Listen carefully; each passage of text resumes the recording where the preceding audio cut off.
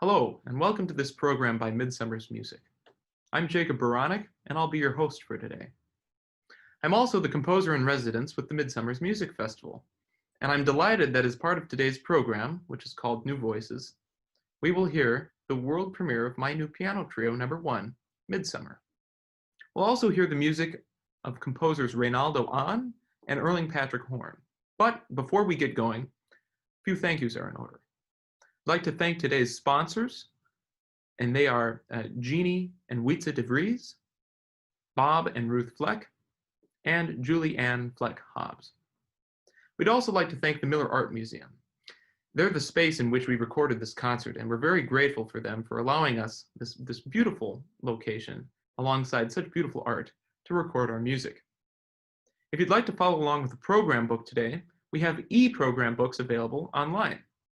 If you go to midsummersmusic.com, you can see up at the top of the page a button that says Virtual Events, and if you click that, it'll take you to our program books, which feature program notes and a listing of the pieces we'll be performing.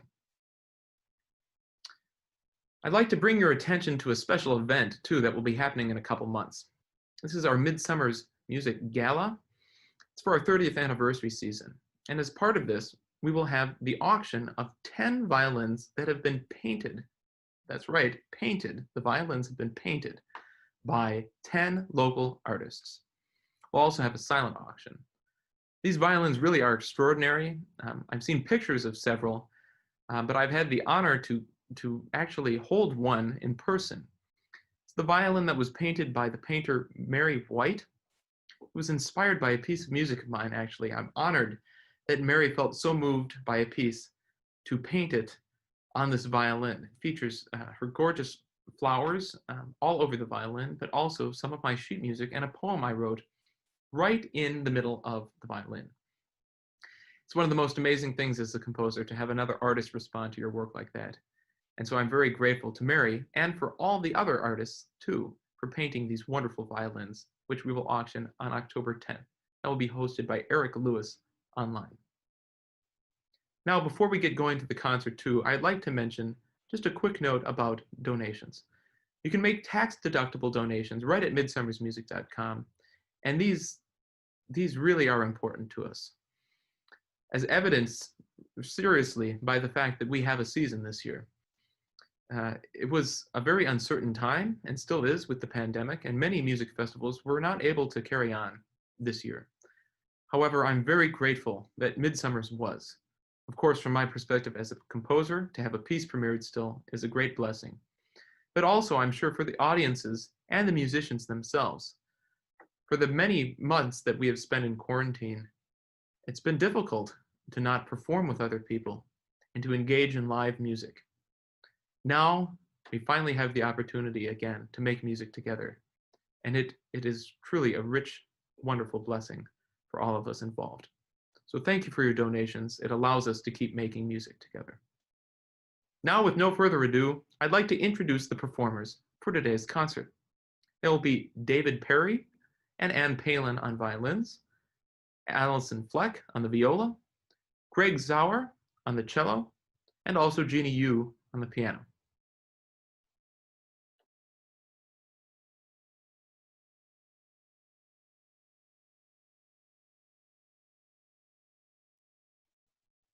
Now to the first piece on our program, my very own Piano Trio No. 1, which is subtitled Midsummer.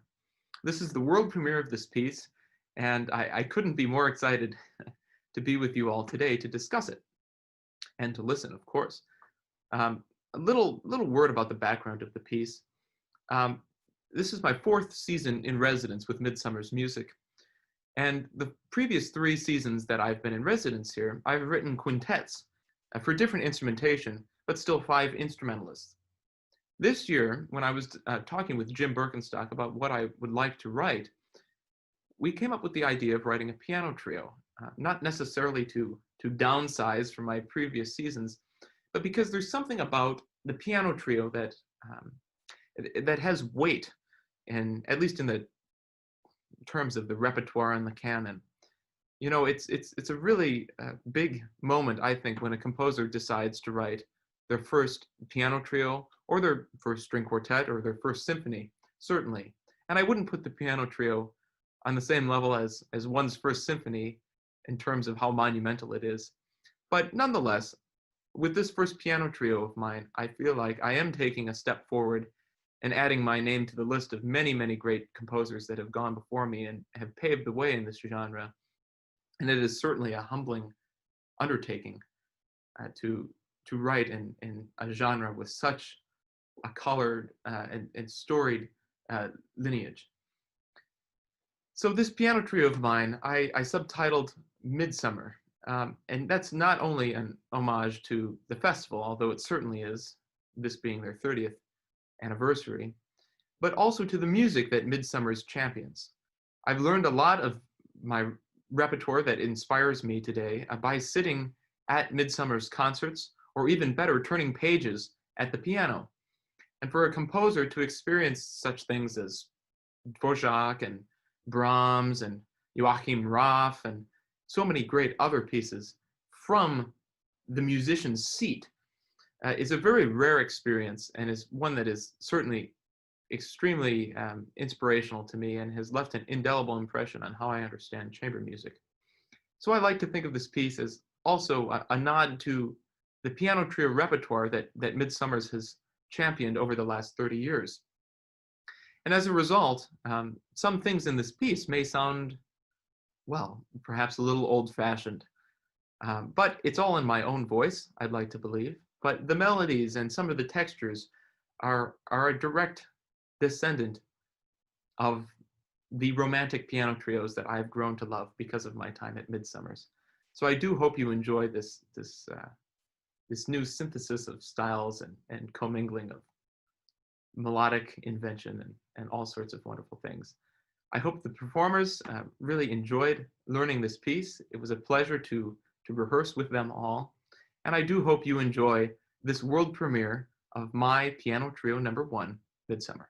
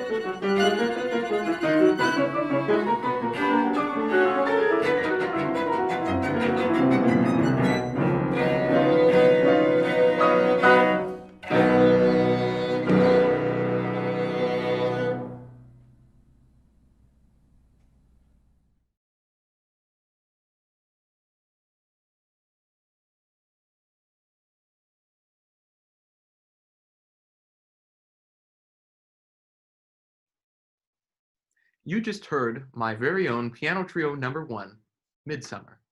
I am so excited and thrilled that we just were able to experience that together.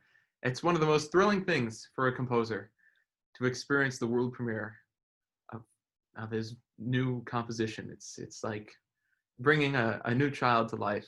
I'm elated that we could just listen to that together. Now, on to the next piece of the program. This is The Black Tango by Erling Patrick Horn. It's a piece for piano quartet, which is violin, viola, cello, and piano. Mr. Horn was educated in the United States. He went to school at Rice and Northwestern, but he's now living in Canada. But what is interesting about Mr. Horn's style is that it was influenced by the Argentinian composer Astor Piazzolla. Piazzolla made his name writing tangos, and tango influenced pieces. And Mr. Horn, as well as Mr. Piazzolla, felt that the tango is one of the best genres of music that show commingling of classical and popular music in one. It's a very exciting style. And a large amount of Mr. Horn's compositional output have been tangos. I have a list here starting back in 1998. We have Tango of the Night, the Tunisian Tango, the D minor Tango for string quartet, even a Tango Fugue, and all the way up through 2007 with Tango for a Great Lake. But the piece that we're about to hear is the Black Tango, and this comes from 2002. I hope you enjoyed this very fun, exciting piece. It's riveting. I think the musicians really are having a good time performing it as well. So, Erling Patrick Horn's Black Tango for piano quartet.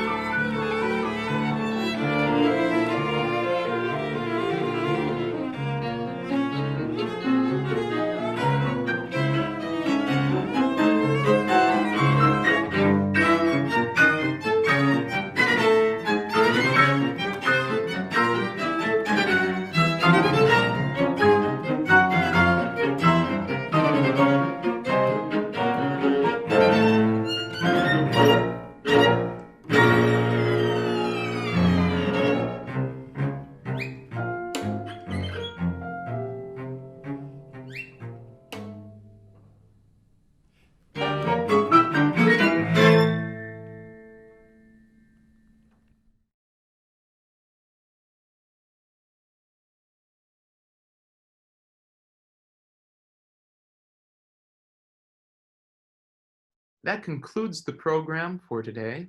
I want to thank you all for spending this time with me, listening to this music. I'm thrilled, again, to have been a part of it with my own music, my piano trio #1. On a personal note, write me with any thoughts about my piece if you felt so moved. I'm always delighted to hear feedback from audience members about my music, how it affected them, any questions, comments, or even concerns. And with the other music too, we here at Midsummer's love being in dialogue with our audiences and fellow music lovers. So please write us a note, either through Facebook or through our website. All the best to you all, and we'll talk to you soon. Thank you.